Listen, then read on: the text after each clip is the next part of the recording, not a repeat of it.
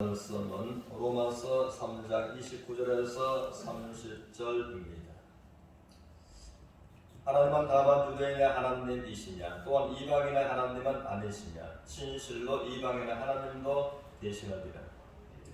할례자도 믿음으로 말미암아 또한 무할례자도 믿음으로 말미암아 어렵다 하실 하나님은 한 분이시니라. 아멘. 유대인의 장애물이라는 주제로서 은혜를 나누고자 합니다. 유대인들은 그들은 특권의식을 가지고 굉장한 자부심을 가지고 있었습니다. 그들은 그들만이 하나님의 성밀이다. 그러므로 첫째는 하나님의 백성이므로 그들만의 율법이 있다라는 것이었습니다. 두 번째는 또 우리만이 하나님께 예배할 수 있는 예루살렘 성전이 있다. 그리고 또한 우리와 하나님 사이에 우리만의 또 제사장이 있다라는 것이었습니다. 그러므로 그들은 이 자랑하는 그 자랑이 장애물이 되어서 하나님 앞에 나가는데 큰 걸림돌이 되었다는 것입니다.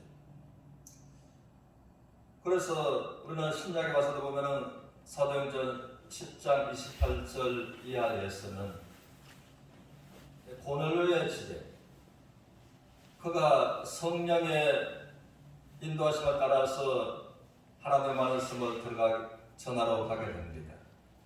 그러므로 그 집에 또 안방에 들어가기 전에 베드로가 한 말이 너희도 알거니와 유대인으로서 이방인을 가까이 하는 것을 입어준 것을 너희들이 알지 않느냐라고서 이제 말을 했다고 하는 것입니다. 그러므로 이들은 이방인들을 얼마나 무시했고 가까이 하면 부정을 타는 것으로서 이제 생각하고 있었다는 것입니다. 또 뿐만 아니라 우리 주님께서는 마태복음 15장을 통해서 말씀하시기를 이제 가나안 여인에 관해서 그 자기 딸을 고쳐달라고서 주님 앞에 간절하게 말씀을 드려도 아무런 반응을 하지 않았습니다. 그랬을 때 제자들이 민망해서 주님이여 저 여인이 저렇게 자기 자녀를 고쳐달라고 간절하게 간청을 하고 있지 않습니까?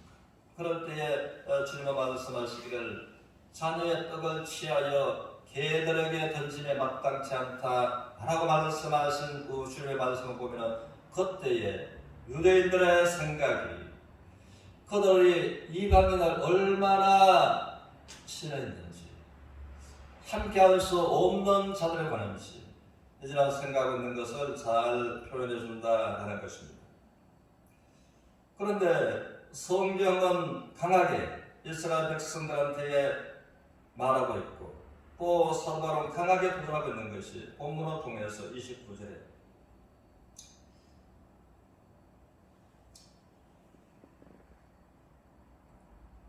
하나님은 다만 유대인의 하나님이 아니신 하나님이시냐 또한 이방인의 하나님도 되신다. 그러므로 이 이스라엘 백성들은 하나님은 자기들만의 하나님인데 자기들만의 하나님의 성전인데 너희들의 하나님이시냐 이방인의 하나님도 되신다. 이방인의 하나님도 되신다 라는 것을 이들은 용납할 수가 없었다고 하는 것입니다. 그러므로 이들은 사도 바울을 이제 죽이기로 결심한 사람들이 이제 일어나게 되었다고 하는 것입니다. 그리고 또한 이들은 할례를 자랑하기를 그러므로 이제 30절을 통해서 이들은 할례를 자랑하고 무할례자 이방인들을 이제 업신여겼다. 그런데 하나님 말씀하시기를 너희가 할례를 자랑하느냐 할례 받은 너희나 무할례인 이방인이냐 하나님은 동일하게 어렵다 하실 하나님은 한 분이시다. 그러므로 이제는 두 번째는 할례가 전혀 하나님 앞에 나가는데 무익하다라는 것을 이들은 더욱더 용납할 수가 없었다는 것입니다. 이들은 이 특권의식을 가지고 이 고정관념에 사로잡혔습니다. 그래서 주님은 말씀하시기를 마태복음 15장을 통해서 한번 따라서겠습니다. 너희는 어찌하니 너희 전통으로 하나님의 계명을 범하느냐. 이들은 자랑하는 자랑거리가 전통이었습니다. 그들만이 갖는 전통, 장로들의 유전, 이런 전통 저런 전통.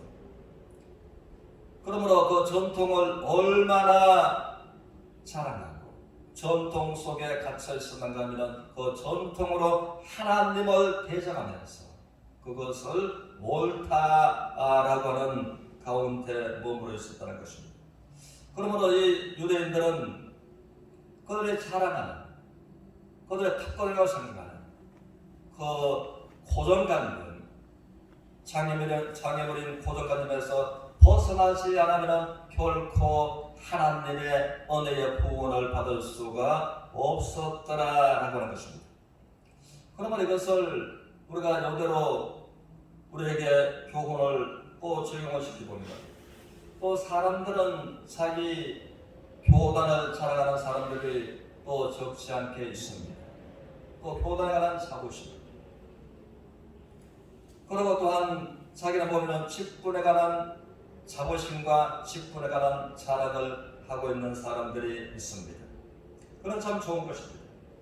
그러나 유대인들이 그랬다면 그들의 자랑하는 그것이 장애물이 되어서 그 고정관념 안에서 이들이 나오지 않으면 결코 하나님의 은혜의 구원에 이를 수가 없는 것처럼, 그러므로 우리가 전통과 유전과 고정관념에서 우리가 벗어나는 것은 참으로 필요하다라고 하는 것입니다. 그러므로 우리 하나님 말씀하시는 28절에서는 하나님께서 그러므로 사람이 어렵다 하심을 얻는 것은 너희가 자랑하는 율법의 행위에 있지 않고 믿음으로 되는 줄 우리가 인정한다라는 것입니다. 또 하나님께서 이제 25절을 통해서 말씀하십니다. 이 예수를 하나님의 그의 피로서 믿음으로 말미암아 화목제물로 삼으셨습니다.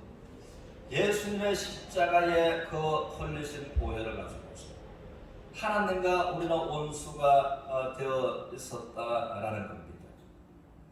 너희가 마음으로부터 멀리 떠나 하나님과 원수가 되었었다 하고서 고린도서 1장을 통해서 또 로마서 8장을 통해서는 우리가 죄에 됐을 때 죄로 말미암아 하나님과 원수가 되었을 그때에 하나님께서, 그런데 유대인들은 하나님과의 원수의 관계에 있는 것을 전혀 의식지 못하고 자기들은 자랑하는 전통과 자랑하는 특권의식에 머물러 있었다는 것입니다. 그때 하나님께서 예수님의 십자가의 보혈로 말미암아 하나님과 원수되어 있는 우리와의 화목제물이 되어주신 분이 예수 그리스도라는 것입니다. 그러므로 이제 예수 그리스도 안에서, 그러면 하나님께서 지금까지 지어온 모든 죄를 하나님께서 간과하심으로 라고 말씀하십니다. 지금까지 지은 죄를 죄로 인정치 아니하시는 하나님이시다라는 말씀입니다. 그러면 하나님께서 우리의 죄가 빽빽한 구름에 사라진 것처럼 짙은 안개에 사라진 것처럼 도만하였으니 라고 말씀하신 말씀처럼, 그러므로 이제 우리의 지은 죄를 간과하지 아니하시는 그 하나님께서 이제 24절에서 우리 하나님께서 말씀하시기를 그리스도 예수의 안에는 성령을 말미암아 하나님의 은혜로 값없이 어렵다 하심을 얻은 자가 되었다라고 말씀을 하십니다. 그러므로 이에 관해서 너희가 자랑하는 율법도 아니고 너희가 자랑하는 전통도 아니고 오직 자랑할 수 있는 것은 자랑할 때가 어디냐? 27절에서는 그런 자 자랑할 때가 어디냐? 너희가 자랑하는 율법이냐?